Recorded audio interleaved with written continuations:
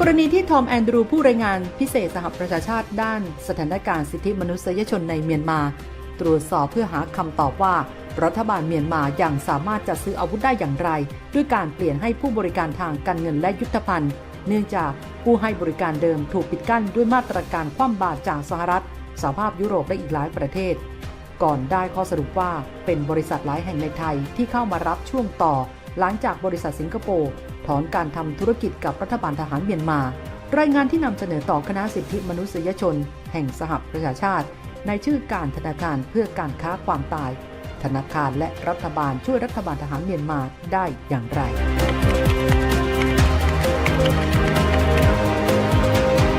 โดยระบุว่ารัฐบาลทหารหรือชื่ออย่างเป็นทางการสภาบริหารแห่งรัฐหรือ SAC ยังคงติดต่อกับเครือข่ายการธนาคารระหว่างประเทศเพื่อค้ำจุนตัวเองและจัดหาอาวุธโดยในช่วงปีที่ผ่านมามีธนาคาร 16 แห่งใน 7 ประเทศที่ดำเนินธุรกรรมเกี่ยวข้องกับการจัดซื้อจัดจ้างทางทหารของ SAC และมีธนาคาร 25 แห่งให้บริการธนาคารตัวแทนแก่ธนาคารของทางการเมียนมานับจากก่อรัฐประหารแอนดรูระบุว่าข่าวดีคือรัฐบาลทหารถูกโดดเดี่ยวมากขึ้นการจัดซื้ออาวุธและยุทธภัณฑ์ผ่านระบบธนาคารเดิมลดลงเหลือเพียง 1 ใน 3 ในช่วงเวลา 1 ปีถึงสิ้นเดือนมีนาคม 2566 คือจาก 377 ล้านดอลลาร์สู่ระดับ 253 ล้านดอลลาร์สหรัฐแต่ข่าวร้ายคือรัฐบาลทหารหลบเลี่ยงมาตรการแซงชั่นและมาตรการปิดกั้นต่างๆด้วยการใช้ประโยชน์จากช่องว่างในระบบแซงชั่นอย่างเปลี่ยนสถาบันการเงินที่ใช้และใช้ช่องว่างจากการที่สมาชิก UN ไม่ได้ประสานและบังคับใช้มาตรการอย่างเคร่งครัดรายงานฉบับก่อนแอนดรูระบุว่าบริษัทสิงคโปร์เป็นแหล่งที่มาของอาวุธรัฐบาลทหารเมียนมาใหญ่เป็นอันดับ 3 ที่มีนโยบายระดับชาติอย่างชัดเจนว่าต่อต้านการถ่ายโอนอาวุธแก่เมียนมารายงานฉบับใหม่แอนดรูระบุว่าหลังจากการเผยแพร่รายงานฉบับนั้นและรัฐบาลสิงคโปร์เปิดการสอบสวนปรากฏว่าอาวุธและยุทโธปกรณ์ที่เกี่ยวข้องจากบริษัทจดทะเบียนในสิงคโปร์สู่เมียนมาลดหวบเกือบ 90% นอกจากนี้ธนาคารที่มีฐานในสิงคโปร์จากเคยอำนวยความสะดวกให้กับการจัดซื้อของรัฐบาลทหาร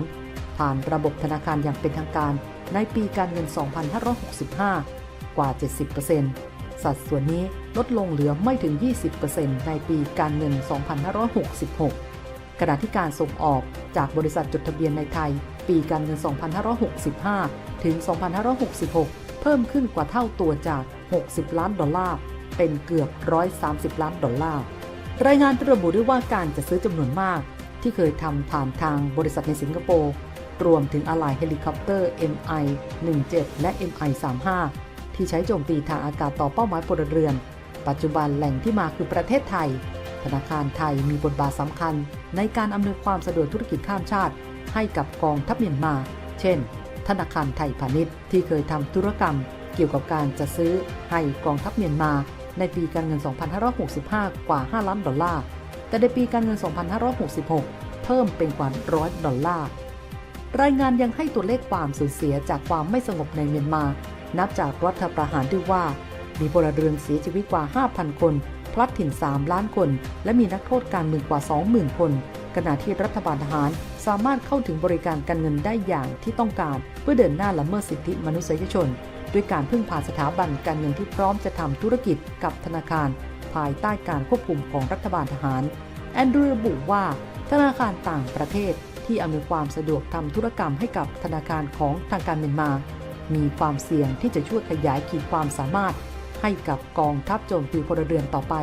จึงขอเรียกร้องให้หยุดทำการเช่นนั้นเพราะธนาคารมีพันธกรณีพื้นฐานที่จะไม่อำนวยความสะดวกให้กับอาชญากรรม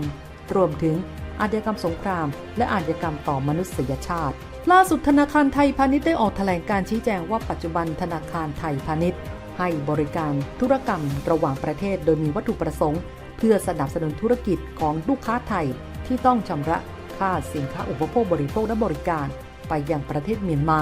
โดยมีแนวทางปฏิบัติตามกฎหมายและให้ความสำคัญกับการตรวจสอบทางด้านธุรกรรมที่เกี่ยวข้องกับกฎหมายป้องกันและปราบปรามการฟอกเงินอย่างเคร่งครัดจากกรณีธุรกรรมที่เกี่ยวโยงกับเมียนมาตามที่ปรากฏรายงานในสื่อนั้นธนาคารได้ทำการตรวจสอบภายในแล้วพบว่าเป็นจำนวนธุรกรรมของลูกค้าองค์กรเพื่อการชำระค่าอุปโภคบริโภคและพลังงาน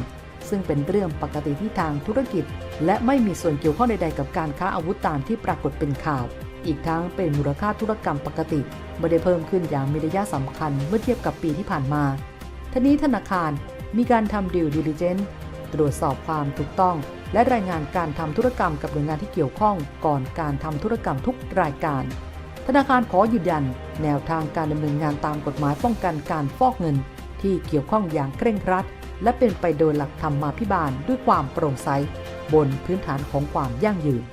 มาร่วมสนับสนุนท็อปนิวส์นำเสนอความจริงได้แล้ววันนี้เพียงกดปุ่ม Super Thanks แล้วเลือกจำนวนเงินตามที่ต้องการได้เลยครับขอบคุณครับ